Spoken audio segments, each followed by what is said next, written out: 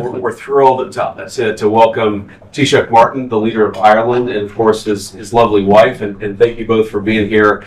We're thrilled to be able to celebrate this moment of friendship between the United States and Ireland and really cement what is, I think, one of the great alliances and the great friendships between nations in the world.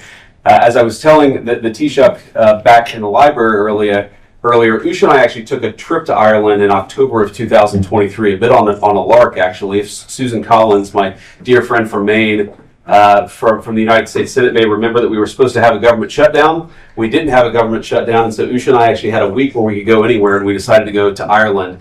And I just say it's such a remarkable combination of incredible community, as we were talking about earlier, of beautiful landscape, but also a lot of interesting technological growth. And I think that one of the more robust areas for us to work on with our Irish friends in the years to come is going to be technology, and particularly artificial intelligence, as we, I think, really take the next stage in an important level of technological progress. Now, I want to give some acknowledgement of all the honored guests here. I can't, of course, call everybody out. I have to say thank you to Ashley and Brett Kavanaugh, Justice of the Supreme Court, and his wife for being here. Thank you to Mrs. Roberts for being here, Senator Sheehy, and of course the ambassador from Ireland, who I've met with before, but in a previous job. And let me just say before I introduce the Taoiseach that one of the things that we try to do with this breakfast is just remind people of the important bonds of friendship between the United States and Ireland. And I think it's a great opportunity to do that. It's also a really great opportunity for Usha to wear her pair of green pants. She's had these in the closet for years and finally gets to break them out. Perhaps the most honored guest, of course, except for the Taoiseach and his wife, is my dear friend from the United States Marine Corps, Colin Tiernan. He brought his brother, Joe. Good to see you, man. And here's the thing that Colin taught me when I was in the United States Senate. He taught me about sock diplomacy, about the importance of gifting socks to my fellow senators. Something that had, I give, Massachusetts socks to our friends from Massachusetts and Utah socks to our friend from Utah. So, Colin, in your honor, I've worn these shamrocks, and I will say when we meet later in the Oval Office to the Taoiseach, the president is a very big fan of conservative dress. And so if he notices these socks, you have to defend me in the Oval Office and say, this is an important part of cementing the Irish-American relationship. And that's the only reason I'm wearing these socks. But we're thrilled to have you. Thank you, and God bless you.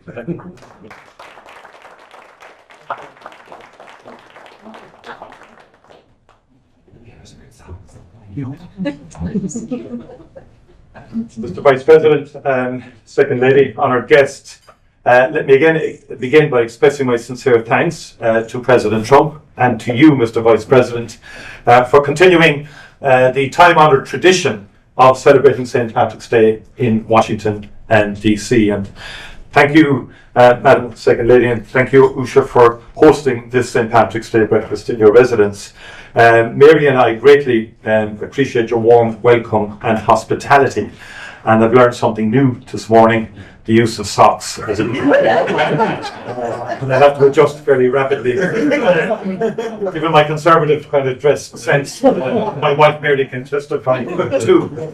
And to some it may seem strange that I, as Taoiseach, choose to spend, of course, our National Day here in the United States.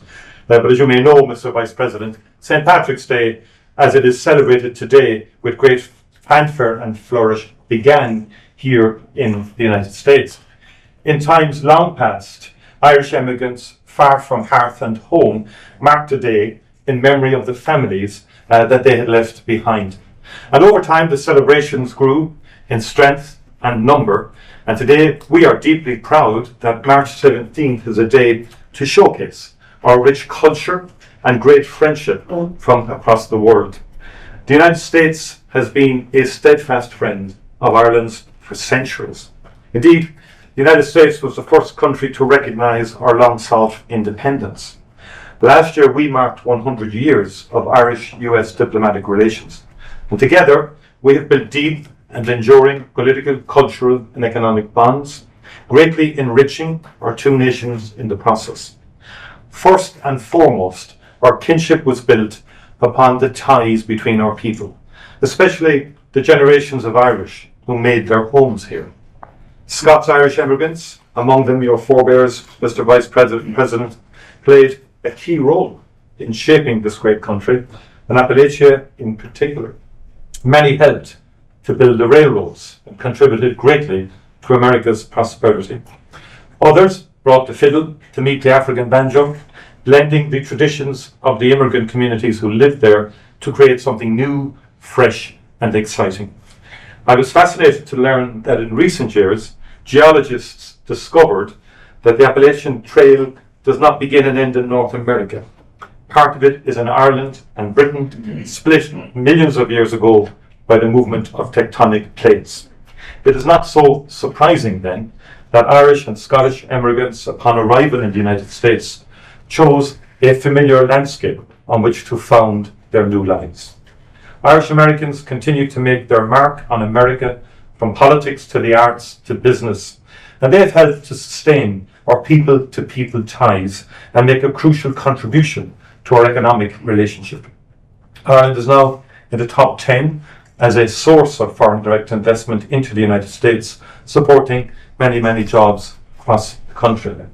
And nowhere is the strength of the US-Irish relationship more in evidence than in our own peace process.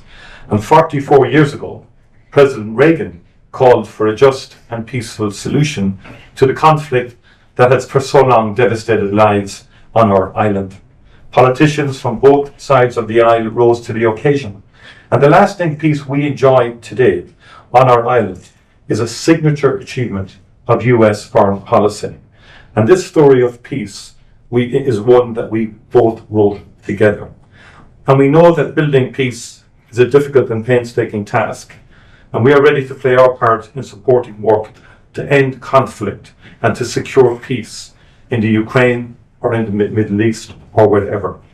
And we welcome very much the unrelenting focus and effort that President Trump and his administration has brought to this task, from his very first days in office. And we welcome the progress that is clearly being made.